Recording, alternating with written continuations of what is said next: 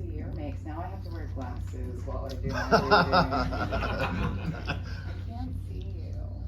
Do you guys want to hear a joke that somebody just told me? Yeah. Wait, is everybody in this room gay? Because that's important. Okay, yes, everybody is gay. Okay, great. I just don't want to be seen as a queer separatist, even though I'm kind of a queer separatist. Why do queer people love horror movies?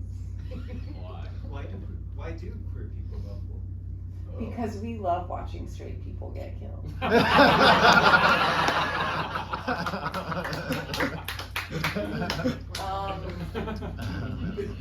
Okay, so I think that a lot of you know that we recently lost somebody in this community, Jorge, and I've been thinking about him a lot as I prepared for tonight, and I really tried to write something new, and I couldn't. And instead, I wanted to read something that I thought he would like. So, this is actually a small piece of a much longer work that is about a queer witch who has to solve a supernatural mystery, which, if you know Jorge's work, feels very, very synchronistic. Okay. Cedric. The windows at R&R were blued and hazy from years of burning incense. A yellowish light flitted from one corner of the store to the next, lit on a row of St. Martin candles, hovered over a display of Florida water, and then finally landed on the cement floor in front of the cash register. The light grew not in brightness, but in size, becoming denser as it expanded.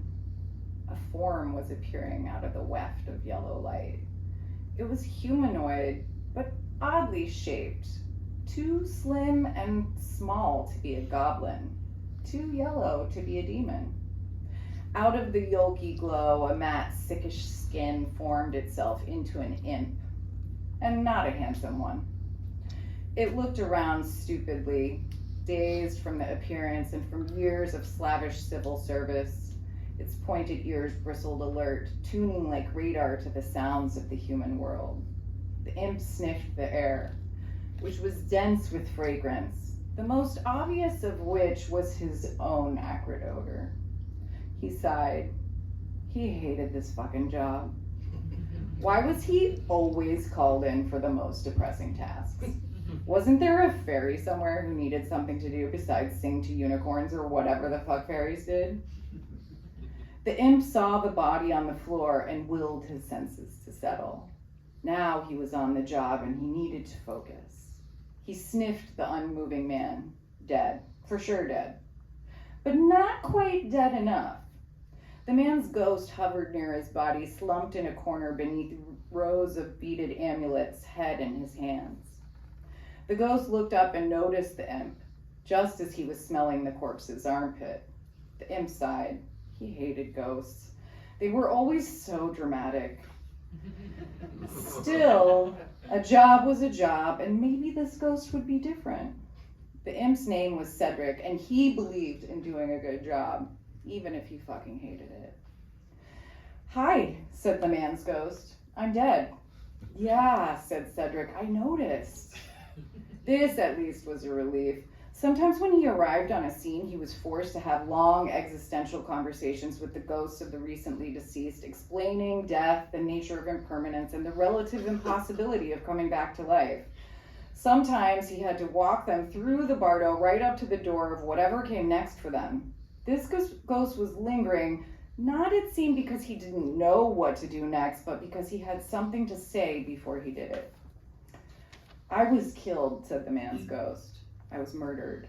Oh, Cedric said, I'm really sorry. Was it violent? No, the man said. Well, a little. It could have been worse. Mostly I was surprised is all. Yes, Cedric said, murder is surprising. The man's calm impressed him. He looked like a normie, but it was clear from his demeanor that he wasn't. Normies don't take to death or murder so kindly. Not that witches or other folks always went peacefully, but they were usually a little better informed. Even fairies, for all their frivolity, respected death. A witch was likely to hurl a last-ditch curse, and a demon might try to smite you for a second, but they would probably end up going quietly. Cedric hadn't known that he was being sent to a murder scene. Death at the Botanica in New Orleans was the name of the file he had been given.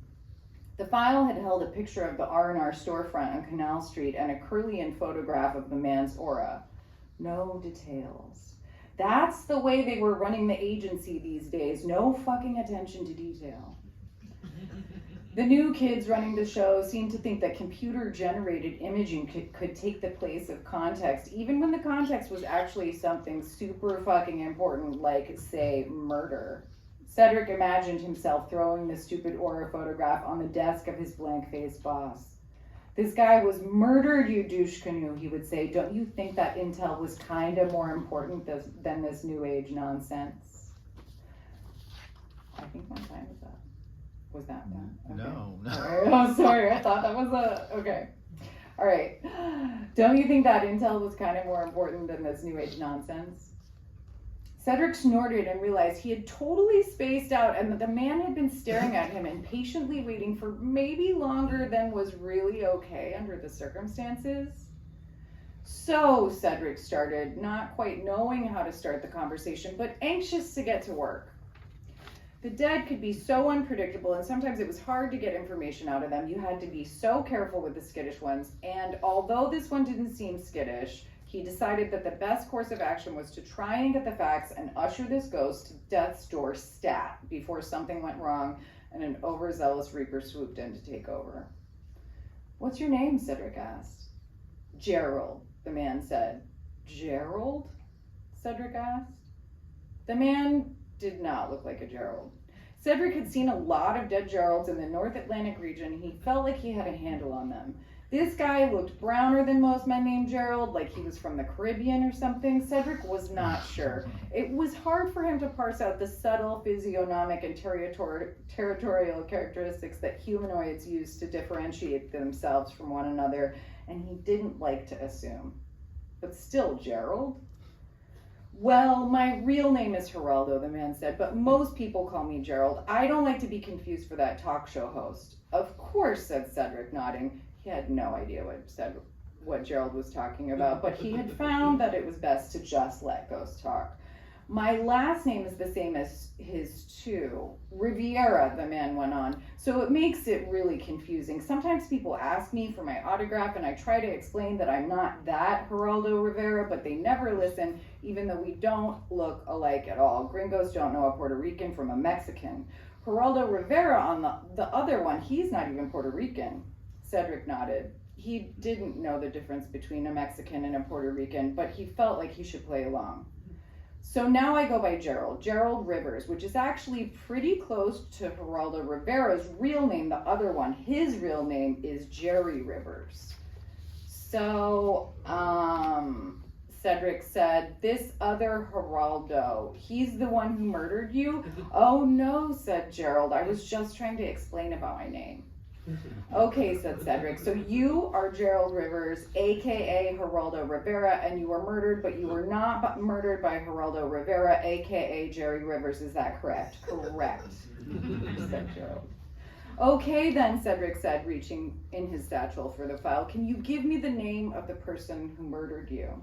No, said Gerald, I cannot. Said Cedric, trying to remember the complex verbiage he had learned in his trauma-informed death transition training.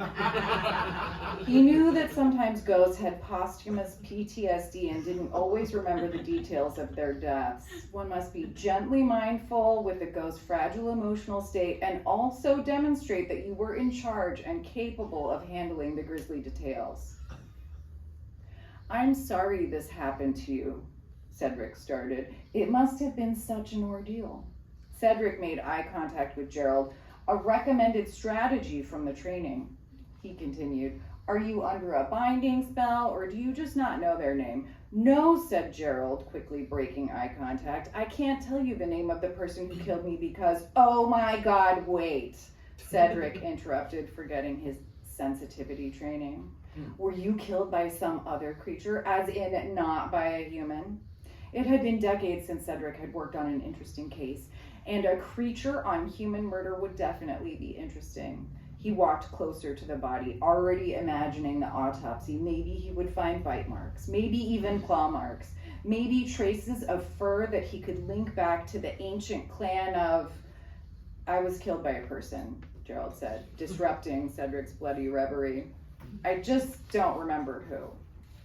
Oh, said Cedric, trying to mask his disappointment. That was not interesting. Yeah.